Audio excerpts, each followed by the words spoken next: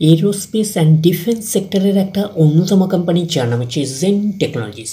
Gen টেকনোলজিসের হচ্ছে আমরা ফান্ডামেন্টালসটাকে নিয়ে অ্যানালিসিস করবো, দেখবো যে কোম্পানিটা ফান্ডামেন্টালি কতটা সাউন্ড রয়েছে।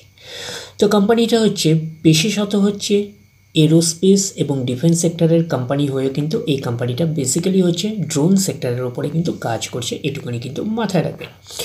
তো কোম্পানিটার আমরা যদি মার্কেট ক্যাপিটালাইজ যাই, কোম্পানিটার মার্কেট ক্যাপিটালাইজ কত রয়েছে, অ্যাপ্রক্স বলতে পারেন 11,000 কোটি টাকার মার্কেট ক্যাপিটালাইজ। অর্থাৎ এই কোম্পানিটাকে আমরা মিড ক্যাপ টাইপের কোম্পানি হিসাবে কনসিডার করতেই পারি। তো কোম্পানিটার আমরা যদি ROC দেখি, রিটার্ন অন ক্যাপিটাল এমপ্লয়েড কত আছে, 46.0%, ROE রিটার্ন অন ইকুইটি আছে 33.0%। তাহলে ROC আর ROE হচ্ছে ডিসেন্ট রয়েছে, আমরা এইটুকুনি বলতেই পারি। তো কোম্পানির পারফরমেন্সের উপরে কিন্তু ডিপেন্ড করে ROC আর ROE, এইটুকুনি মাথায় রাখবেন। তো কোম্পানিটা এখন ট্রেড করছে কত, তো কোম্পানিটার হচ্ছে এখন কিন্তু ট্রেড করছে, কারেন্ট প্রাইস আমরা বলতে পারি 1255 টাকায় এখন ট্রেড করছে। আমরা যদি পিয়ার সেগমেন্টে যাই, তো পিয়ার সেগমেন্ট হচ্ছে এরোস্পেস অ্যান্ড ডিফেন্স সেক্টরের কোম্পানি। তো ড্রোন সেক্টর নিয়ে কিন্তু কোম্পানিটা কাজ করছে। তো কোম্পানিটা হচ্ছে অ্যাজ পার মার্কেট ক্যাপিটালাইজ অনুযায়ী কিন্তু 4th নাম্বার পজিশন কিন্তু র্যাঙ্ক করছে, এইটুখানি কিন্তু মাথায় রাখবেন। তো কোম্পানিটার আমরা যদি প্রফিট অ্যান্ড লসে যাই, তো প্রফিট অ্যান্ড লসের আমরা ডিরেক্টলি চলে যাব হচ্ছে নেট প্রফিটে। তো এখন কীরকম টাইপের প্রফিট করছে কোম্পানিটা, তো নেট প্রফিটে চলে আসলাম, 223 কোটির রেঞ্জে নেট প্রফিট রয়েছে আমরা বলতে পারি। তো কোম্পানিটার হচ্ছে আমরা যদি ব্যালেন্স শিটে যাই, তো চলে আসলাম ব্যালেন্স শিটে, আমরা ডিরেক্টলি চলে যাব হচ্ছে রিজার্ভ অ্যান্ড সারপ্লাসে। তো চলে আসলাম রিজার্ভ অ্যান্ড সারপ্লাসে। এখন রিজার্ভ অ্যান্ড সারপ্লাস কত রয়েছে, 1552 কোটির রেঞ্জে রিজার্ভ অ্যান্ড সারপ্লাস রয়েছে। তো কোম্পানিটার যদি বোরিং পার্টে যাই, তো বোরিং পার্টের হচ্ছে ফার্স্ট আমরা যেটা চলে যাব সেটা হচ্ছে লং টার্ম বোরিং।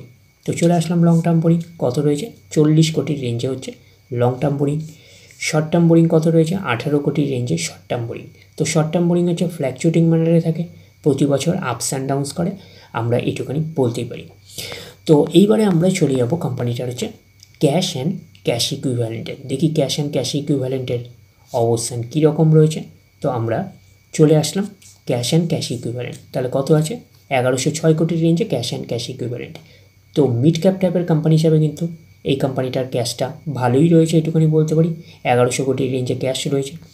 আর কোম্পানিটার আমরা যদি লং টার্ম বোরিং যদি দেখি, তাহলে সেই হিসাবে কিন্তু লং টার্ম বোরিং খুব একটা নেই, যেখানে 1100 কোটি টাকার রেঞ্জে ক্যাশ রয়েছে সেখানে কিন্তু লং টার্ম বোরিং 40 কোটির রেঞ্জে, তাহলে কমই রয়েছে। শর্ট টার্ম বোরিংও কম রয়েছে সেই হিসাবে যদি বলি 18 কোটির রেঞ্জে। আর কোম্পানিটার হচ্ছে রিজার্ভ অ্যান্ড সারপ্লাস রয়েছে কত 1500 কোটির রেঞ্জে বলতে পারি, তাহলে সেই হিসাবে ব্যালেন্স শিটটাকে আমরা ঠিকঠাক হিসাবে কনসিডার করতে পারি। তো ফান্ডামেন্টালি সাউন্ড ব্যালেন্স শিট হিসাবেও আমরা কনসিডার করতে পারি। তো কোম্পানিটার আমরা যদি ইনভেস্টার সেগমেন্টসে যাই, যেটা হচ্ছে আমরা যেখান থেকে পাবো হচ্ছে যে কার কতটা স্টেক হোল্ড করে রয়েছে, আমরা দেখব যে ফার্স্ট হচ্ছে প্রোমোটার। তো প্রোমোটার কত পার্সেন্ট স্টেক হোল্ড করে রয়েছে, তো প্রোমোটার হচ্ছে 49.05% স্টেক হোল্ড করে রয়েছে। FIS ফরেন ইনস্টিটিউশনাল ইনভেস্টার রয়েছে 8.29%, DIS ডোমেস্টিক ইনস্টিটিউশনাল রয়েছে 8.97%, আর পাবলিক রয়েছে 33.24%। তাহলে এইটুকুনি বলতে পারি প্রত্যেকেরই কিন্তু কম বেশি ইনভলভমেন্ট রয়েছে, তাহলে একটা ঠিকঠাকই আমরা বলতে পারি শেয়ার হোল্ডিং প্যাটার্ন হিসাবে কনসিডার করতেই পারি। তো কোম্পানিটার নাম আপনাদের বলাই হয়ে গেছে যে Zen Technologies, aerospace and defence সেক্টরের কোম্পানি।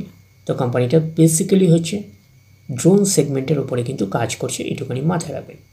কোম্পানিটাকে কিন্তু আমরা ফান্ডামেন্টালি সাউন্ড কোম্পানি হিসাবে কিন্তু কনসিডার করতেই পারি। তো ডিরেক্টলি গিয়ে জাম্প করে বাই করবেন না, ফার্দার স্টাডি করবেন, আফটার দ্যাট হচ্ছে আপনারা ডিসাইড করবেন এই স্টকটা বাই করবেন কি করবেন না। তাহলে এই অবধি, নেক্সট ভিডিওতে আবার আপনাদের সাথে আমার দেখা হচ্ছে। ধন্যবাদ।